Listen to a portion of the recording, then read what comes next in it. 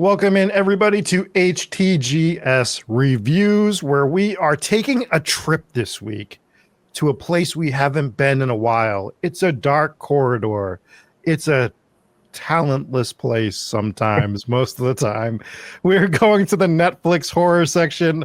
But first, I am your host, Rob Coakley, joined as always by Dave Wilkins.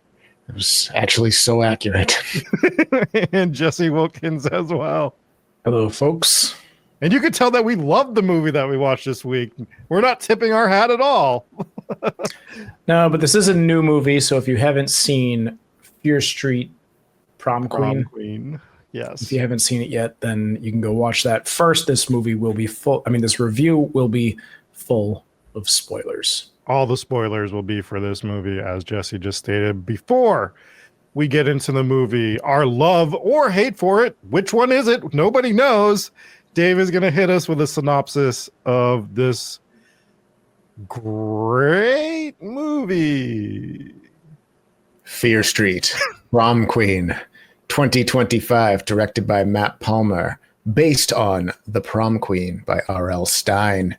Shadyside High's 1988 Prom Queen election becomes deadly for underdog Lori when a sinister figure begins killing the candidates. Nice little quick, concise synopsis on that. What can I say about this movie for positives? I didn't think it was all bad, so it was just mostly bad. But I thought the acting was mid. Could have been worse, could have been better. And I thought some of the kills were kind of fun. For the most part, this movie wasn't good. It was it hit too many negatives for me.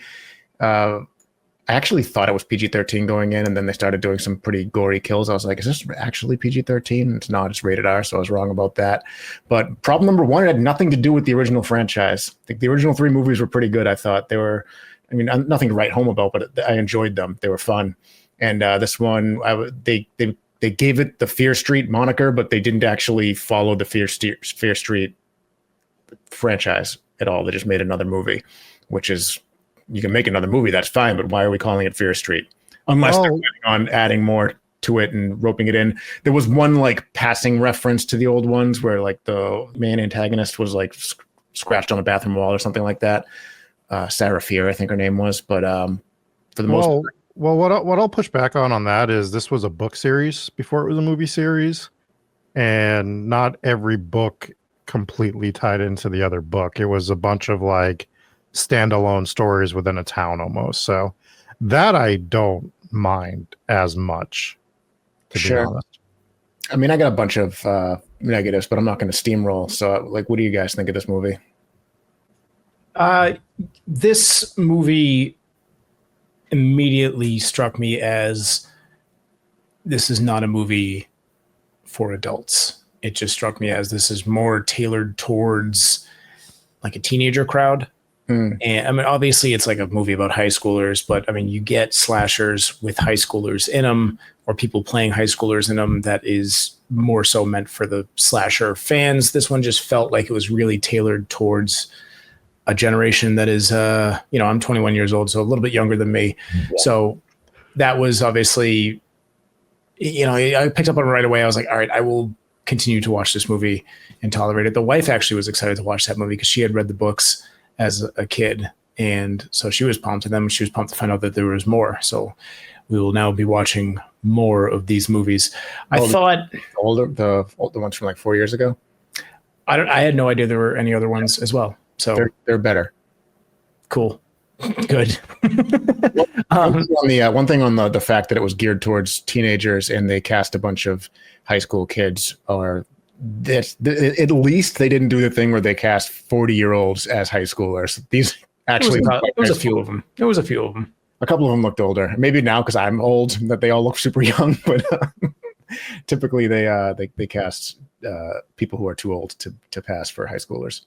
I would like to push back and say, not only was this movie not made for adults, I don't think it was made for anybody. That reminds me of, do either of you guys watch The Righteous Gemstones? I have a weird thing with that series where I've never actually watched an episode, but I've watched every short clip I've ever seen pop up on my feed. And I feel like I've seen the whole show, but I need to go watch the whole show. Well, there's a character called Baby Billy in that show, and he's an older guy, like probably the same age as like Danny McBride. But so he's in the show, and he's like, one of these big pastor guys or whatever. But basically, he's always got some stupid idea, and the Gemstones have to fund his stupid idea. So his idea in this new season was to do a movie about Jesus as a teenager, and they called it Teen-just. And he casted a bunch of teenagers to do it, but of course, like a few episodes in, like the kid who's playing Jesus just wasn't doing a good job. So he's like, fuck it, I'll be Teen-just, and he puts on the wig himself. And so now he's one of those actors, like he's one of those old dudes pretending to be a teenager, and it's absolutely hilarious. So the whole season, he's just, it always cuts over to Baby Billy filming Teen-just and doing a bunch of coke and shit like that. The best is when they're like Teen-just. It doesn't even make sense. It should be Teens-us or G-teen or something like that. Teen-just. Walton Goggins is a national treasure. Oh, is that who that is? Yeah. His name was escaping me, but it's just absolutely hilarious because they also they don't call him Jesus in the TV show. They call him Teen-just. Yeah, it's just absolutely ridiculous. But yeah, we only got a couple of Teen-juses in this movie. Most of them actually looked younger, and I thought the acting was actually decent. I thought this was one of the stronger points. Now, you had your corny characters that you have in slasher movies, but I'll explain. The one who played the mother of the neighbor, I thought she was really good. And towards the end of the movie, again, we're spoiling it, and we'll get more into the ending in a little bit, when it turns out that she's going to be a psycho killer, which was absolutely predictable. But I thought she was actually kind of unsettling to watch in those final scenes. Like she was eerie. She played a psychopath well. And the rest of it was, I didn't have a huge problem with the acting because it was one of those purposely corny movies. It reminded me a lot of the Thanksgiving movie that we watched a few months ago. Thanksgiving time, I think it came out around. And that one was purposely corny acting, this kind of horror comedy slasher type movie. And so acting wise and writing wise, I actually didn't mind it. Now, mind you, I'm only giving you my positives. We're going to go deep into the negatives soon. I also really liked some of the camera work where they would cut to like the 80s kind of, I wouldn't call it Super 8 film, but like it had that kind of filter where they were kind of showing what it looks like with these amazing cameras, and then also what it looks like on, they had a camera crew there that was shooting like doing like a news segment, which was completely ridiculous, by the way. But they had it wasn't like a school news thing. That was like the news covering the prom. Anyways, but they would cut back. It was the school news. It was no, because she was a Teen-just because she was not young. The reporter? She was throughout the entire episode. She was supposed to be a teenager. All right, then that's one case of a Teen-just that we have. She was Teen-just, like the school network that we used to. I don't know if you guys had that. Well, no, we all did, which was what I was saying that it isn't, because I thought it was at first, but then I saw she had like the Channel 4 news thing or something on the microphone. That was at the end when the actual news showed up. That was the only time. No, I noticed it in the beginning. Yeah, so she was part of the school news. Regardless. I'm saying in the beginning I noticed she had the Channel 4 news or whatever microphone. So maybe it was inconsistent. I don't know. Maybe Channel 4 News was sponsoring the student news program. Either way. Or it was the school news name, because ours was like Channel 1. So I mean. Oh, true. So was ours. That's true. Yeah. Did you say the writing was good? Yeah, did you say that? That's crazy. Were the words that you said? Like major negatives. I wish I didn't.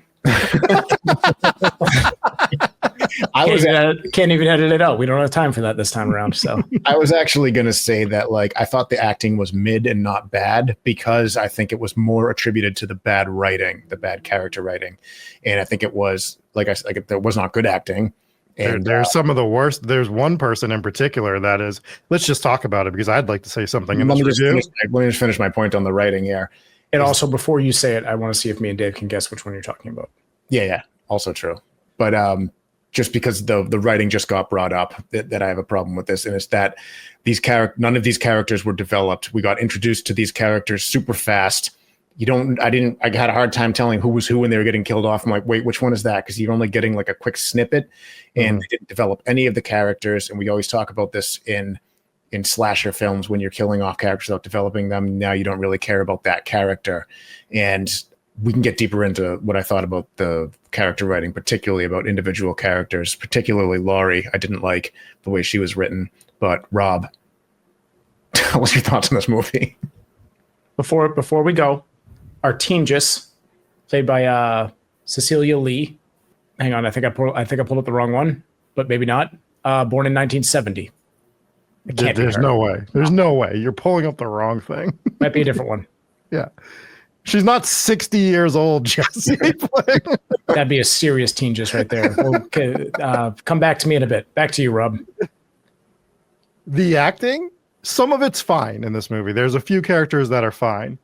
But I think we have one of the most under-discussed, terrible actors on the planet in this movie. And God, does he just continue that trend? We're thinking of the same one, yeah. All right, do you guys want to guess? Who do you think it is that I'm talking about? If you're not talking about the principal, you're definitely talking about the father of the killer. The father of the killer was who I was going to say. Yeah, Chris Klein, the guy from American Pie. Yeah. Like, the American Pie is the only movie that he's ever been in that he's fine because he's just playing like a normal character. Mm-hmm. Have you guys ever seen him in that, when he was playing a detective in that Street Fighter spinoff, the Chun-Li one?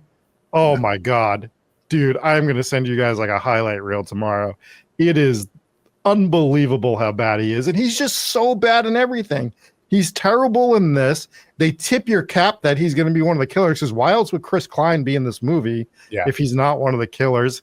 The writing is terrible. What I'm going to give some my positive is sort of Dave's positive. There were a couple kills that I actually really liked in this movie. Yeah. And the one that I liked the best, the buzzsaw. No, the buzzsaw was really good. Mine was the paper cutter. That was my favorite. Yep.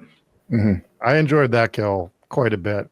Yeah. Because I've always looked at those things and I'm like, man, that thing seems like it should not be in a school because it feels like it's going to do some terrible shit. It's a guillotine for paper. Yeah. Like, what are we doing? All right. In a plot twist, I found another Cecilia Lee, but she was born in 1933.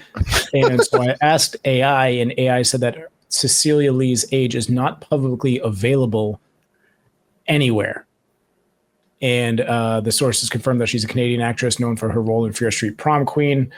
And but none of these things provide her birth date or current age. So she might not be Teengus. She might just be Jesus. Maybe just she's so mysterious. Mysterious. Very mysterious. Although we do know when Jesus was born. It was the year 0. No.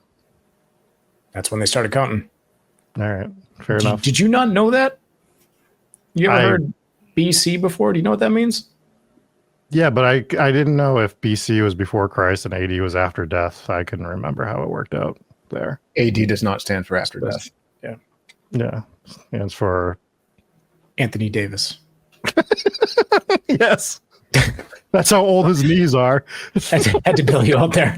Thank you. I was drawing a complete blank. It's Latin, so that's not common knowledge. It's like Anno Domino or Domina or something like that. Yeah. I feel like we should have known that since we called out Robert being wrong. Like, hey, listen, you're wrong, but we don't know what it actually means. We're both pretty close, I think. Anyways, the kills are fun. I want to really nail down this. So we're talking about the bad writing. We're talking about the bad acting from Chris Klein. Also, that character, whoever wrote that character, I don't know if there's one writer for this whole movie, but whoever wrote that character was an imbecile. And his logic made no sense. They're like, he's the killer, right? He's killing all the prom queen contestants because he wanted his daughter to win. How would that work? How would that work? Like, oh, they're all dead. They're all murdered tonight. So I guess we have to give the award to this girl by default. Gotta award it before everyone goes to the police station. And then we're completely ignoring the fact that they voted on it. So even if they're all dead, the dead girl would still win because it was already voted on. So really, really, really stupidly written character. And yeah, I think the idea behind that, which didn't work, was they had established that the I think she was actually the vice principal, that she was they made it a point to bring it up that she was like a real stickler for the rules and that she's no nonsense. And she had kicked that first girl out, the one who was the first victim, because she didn't show up for rehearsal. So I think she had made it clear that even on the night of that, if you're not present, you're disqualified automatically. So I think that was kind of the idea that they tried to establish. And as these people are disappearing, they're slowly getting disqualified from the running, which is why at the end of the night, it was only voting between the final two girls. Okay. So which is stupid, but they did loosely try to establish that. And I caught on to it. I'm still watching the movie. I'm like, that's such a dumb concept, but I understood what they were trying to do. It's really lazy writing. It's really weak, a really weak concept. And if they pulled it from the book, then shame on R.L. Stine, who I actually like as a writer. But that is really stupid. And I mean, at the end, for him to come out with the axe and start chopping them in front of everyone, it's like, dude, I mean, now. Yeah. Now it's not going to work out for you. Yeah. Now it doesn't work at all. Definitely doesn't work. It also doesn't work for another reason. 4 of the 5 girls that are still there are like a group with a leader. So everyone's just going to vote for the main one anyways. So like they don't need to die by they didn't show them as threats at all to her not getting the vote from everyone else. It just was really bad. Then they had like these 2 fan clubs of the girls, characters that just show up out of nowhere that weren't established in the beginning of the movie. They're like, this is the best girl in the school. It's like, okay, well, why didn't you establish these 2 earlier, telling everyone to vote for these people or something? If you're even going to establish the characters, why do you wait for the prom? There's so much that's not good with this movie. Just so much that's not good. Let's talk about why the main character was a bad main character and poorly written and really not good. And I think it's because they wrote her as like a sympathetic character, right? She seems really nice. She has a troubled past. She's not like she has a troubled past. We only heard about it every 3 minutes. Yeah. I thought you were actually calling that into question. I'm like, I'm pretty sure.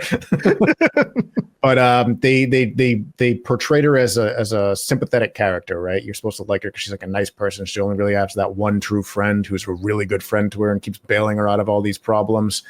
And then she has like the love interest, the guy there that she really likes. And as soon as she gets the guy that she really likes, she completely turns on her friend and now abandons her friend basically and becomes shallow towards her. And it was like, dude, why did you write this character like that? You just made her unlikable. And now this is your hero. And it would have been fine if they wrote it that way for her to get like killed off in the end or something, but they didn't. They made her the hero. It's like, actually, but she's a piece of shit. So I don't even like your protagonist. Yeah. I thought it was a really poorly written character. I completely agree with that. Totally. And also, if she lives across the street from the other main girl, that's the main antagonist, why have we not established any backstory between the 2, like of them growing up together or something? Because you would be friends if you or complete enemies from childhood. And I feel like they didn't set that up enough. No, it falls into the problem of there not being enough character development. They just rushed the characters. It was just sloppy, and it just makes for a dumb movie. Like this movie boils down to like, yeah, the kills are cool, and that's it. Yeah, but you know what the other problem is with the kills? Like, there's some really cool kills in this.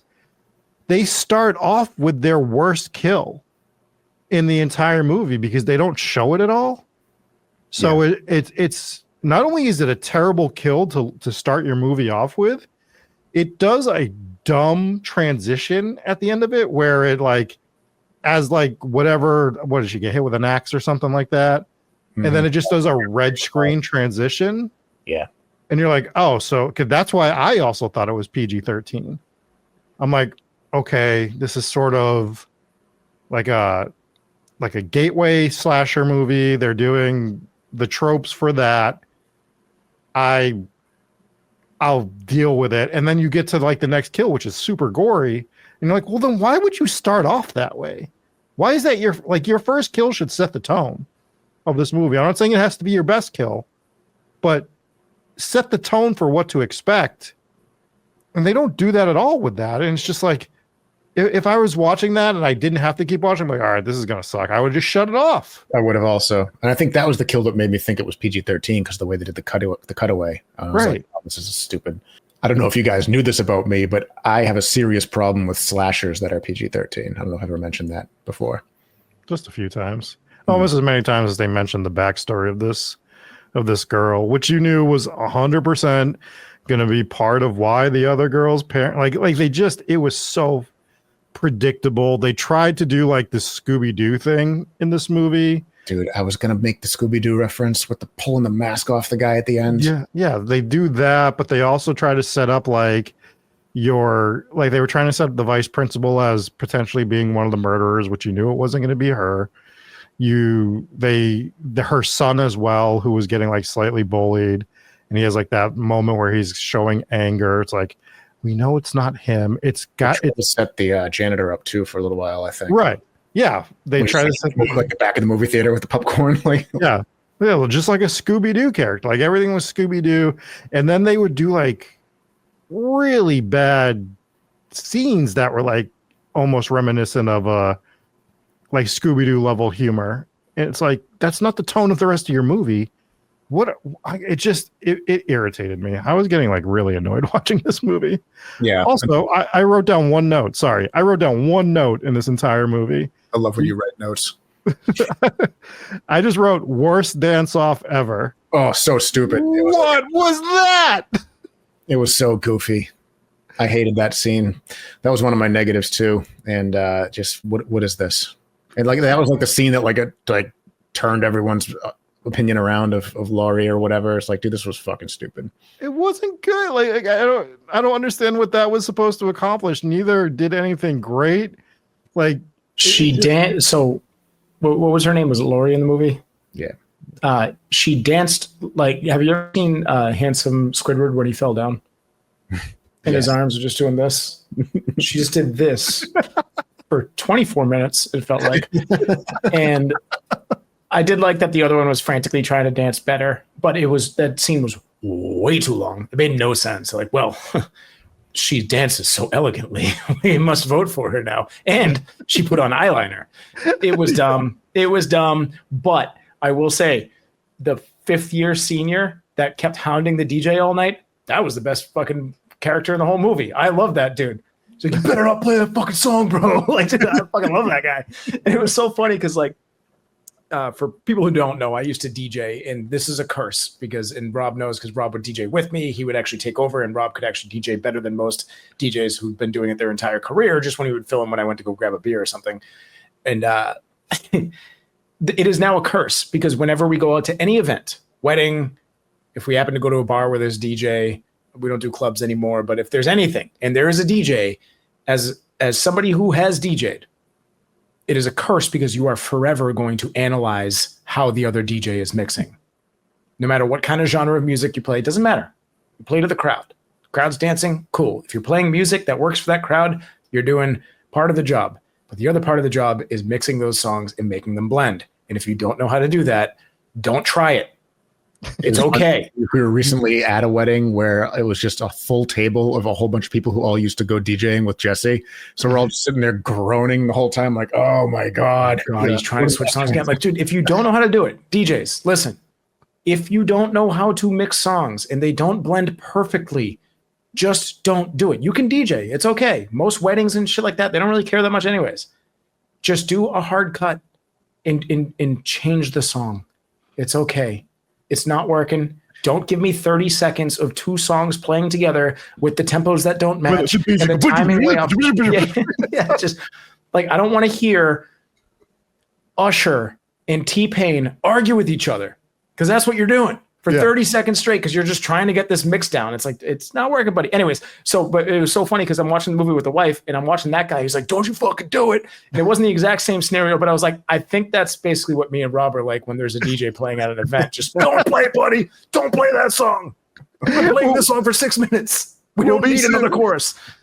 We'll be sitting like at a table and me and you will just give each other the look. Oh, we don't say anything. We just look at each other. Yeah. And then like there'll be people around us and they're like, I've seen Dave explain it. Yeah. Dave will be like, they're talking shit about the DJ without actually saying it. Yeah. Right. There was a moment where I took my wife out on the dance floor and we're dancing and the DJ attempts to mix a song and I just stop in my tracks And I let out a big sigh and I just look over to you and you're not even looking at me. You're doing the same thing and we're not even making eye contact. And I was like, all right, I don't actually have to go talk to him right now. We're on the same page. And it was just so funny. It's so funny. But yeah, it's a curse, folks. It's a curse. But moving on, for other folks out there, don't get into DJing. Don't learn how to DJ if you don't want this curse forever, because this is a curse. And we have to live with it now. There were very few good characters in this. I feel like they killed off the first girl that got killed off potentially could have been a good character. She was at least interesting and different from all the rest, and because every other character in this movie was cookie cutter. And I didn't expect her to be the first killed, is what I will say. which I was gonna say, like yeah, they killed off possibly one of the characters who had more potential, but I kind of like that too, because if you're not expecting it, this movie was really bad with the Deus Ex Machina. Like, you think they're gonna get killed and they get saved last second by one, which is like so predictable that they were gonna do that with this movie. At least there was that one that wasn't. So that could be a positive or a negative, but for the most part, this movie was all negatives, and I was holding out for the end. I was like, maybe they'll tie it together with the end. Maybe the end will be something cool, and it wasn't. It was a convoluted disaster, and it was like they had like the pseudo ending where you think it's over and then it's not, and you knew it wasn't going to be because there was that one scene, right, where there's two killers and they have the person surrounded, and then they kind of like move away from that, and it never really happens again. But I was thinking, like, so obviously this movie's not over after she's in the ambulance, and it just got really stupid towards the end. And I really feel like they didn't nail that ending at all. It was very dumb. You were really hoping after the massacre and the ambulance scene, you were really hoping like, all right, finally, we've gotten through this. There were some fun moments. I thought besides the whole scene with the dance off and stuff like that, I thought my favorite scene was the vice principal got his arm chopped off, and when they realized he was still alive, someone like gave him back his arm, and I thought that for some reason that was absolutely hilarious to me. That was my favorite. Until they ruined it with whatever dumb line he said after. Yeah. Oh, I didn't even notice because I was laughing at the arm thing. He said something. It was like akin to like G. Willikers. Yeah, something. Oh, yeah. It was a line that he had said earlier, and it felt like they were trying to jam it in there as a catchphrase. It was not good. So there was so many problems with the ending. For one, it was like it turned into a movie that just wouldn't end. And it was like this needed to be, if you're going to do this, which you already spoiled it with the two killer thing, if you're going to do this, it needs to be a quick, like, oh shit, it's not over type scene. And it was 24 minutes of that, or like longer. Like the ending just kept dragging out. But there are problems with the ending too. Like, I get it, like it's a crisis, but she's not friends with this girl. Right. She's never been friends with this girl. 30 minutes earlier, she had you cornered and was just saying the most horrible stuff that she could possibly say about that. And you just found out that her father just went on a murder spree. You're not going to her house. You're not going to her house for a sleepover. You immediately can't trust that family. Like, your father was just murdering people to make you the prom queen. Sorry, I'm not going to come over tonight. I've never slept over your house. We've never been friends. We hated each other until very recently. Like, sure, I'll go for a ride home with you, but I'm not sleeping over your house. Or as soon as she dozes off, I would have been out. I'm like, all right, I got to go home. I was just almost killed. You know? That made no sense. That was really another instance of really sloppy writing. And there was one scene towards the end of that when they revealed that like the mother was the other killer. It's like, oh, so it was the father and the mother. How brilliant. And then she has her up at the top of the stairs, and they're like, who's going to kill her? And she's like, oh, you should kill her. And they hand the knife over. It's one of those like really long drawn out things where it's like, you could have had it done by now, and now you fucked it up. And she kicks her and she goes through the banister. Structurally, that is the only part of that banister that she hit that would not have broken. Because it was on the bend? It was on the bend, on the outside of the bend. Exactly what I thought of as that well. Made no sense. Like, you could have drove a car into that and it wouldn't have gone through. That's solid oak. I was thinking the same thing. I was like, I don't know if it would have broke that easily. She was a small girl. I wasn't thinking that, because what I was thinking during that scene as that happened, I was like, oh, so Netflix has one kill. Because Netflix just does this stair-breaking banister kill, because they did it in The Babysitter like 3 or 4 years ago. Mm-hmm. So we're just going to do all the same kills and all the same movies on all the same Netflix movies on all the same shitty Netflix stuff that they keep doing, because Netflix doesn't know how to produce a fucking horror movie to save their life. So they just do this terrible shit, and they're like, oh, we'll just keep recycling everything that they do. Thanks a lot, Netflix. Make a good movie. Also, there's this horror movie trope, and it's this trope even though it's dumb and bad, when people get impaled through the abdomen and then they're immediately dead. That happens 0 times. You would have a long, agonizing, choking, suffocating death. Like there's no instance where you get impaled through the abdomen and you're just immediately dead like you got shot in the head. It annoys me to probably an extent too far. Yeah, many nurses and people have doctors you send your impaled? email to Dave. There's got to be a few instances where that might happen. I don't know. How? That makes no sense. Or I mean, like the way she's landing, you could sever the spinal cord and then she's paralyzed and you're not going to know. I mean, maybe you'd hear her Yeah. say, "Ow, ouch." And if it's in She would your say ouch. abdomen, you'd be paralyzed from the waist down or the injury down. So she could still be flailing around. Too much, maybe. Too much analysis on A this. little bit of overanalyzing that situation, but it was just another. So I was really glad that, because I was so positive that her mother was going to, her mother, the police officers, was going to bust in and one of them was going to get shot. Like I was like, this is the end. I told it to the wife. I was like, I give you 10 seconds before the mother kicks down the door and shoots someone. But the door is a big thing here. So when she tries to escape, by the way, that shooting scene didn't happen. I was very happy about that. But when she tried to escape, she could not get the front door open. Exactly nothing happened to that front door after she basically kills the mother that's trying to kill her. Mm-hmm. She goes right back to that door. It opens right away. Son of a bitch. I didn't catch that. But between the minute of her trying to get out that door and then confronting her in the living room, absolutely nothing happened to that door to make it unlock. And then she immediately just casually, she doesn't even struggle with it. She just goes back and opens it and leaves. It's like, oh yeah. So it was like something out of Phasmophobia, where it's like, okay, the haunt's over, so now the door's gonna open just fine. Dude, it was a massive flaw. And I had brought it up with the wife. I was like, why didn't she struggle with the door on the way out? She's like, oh my God, yeah, like what the hell? Yeah, now the door's fine. Well, boys, do we want to give a score to this movie? Yes. Jesse, you want to kick it off for us? I got it at a 1.6. And a full 1.4 of those points are for the soundtrack, which I didn't mention, which absolutely slammed. Love the soundtrack. Everything else sucked ass. Great writing, though. I got to stand by my claims. Dave, what do you got? Yeah, I'm pretty close to Jesse. I had it at a 1.5. I'll give it a 1.9 just because some of the kills were really good. It's an hour and a half. I don't think it's completely unwatchable, but it's not good. It's not good acting. You can watch this with friends. Maybe I wouldn't sit down by yourself and watch this movie, is what I would say. Like I did 4 times to try and get through it.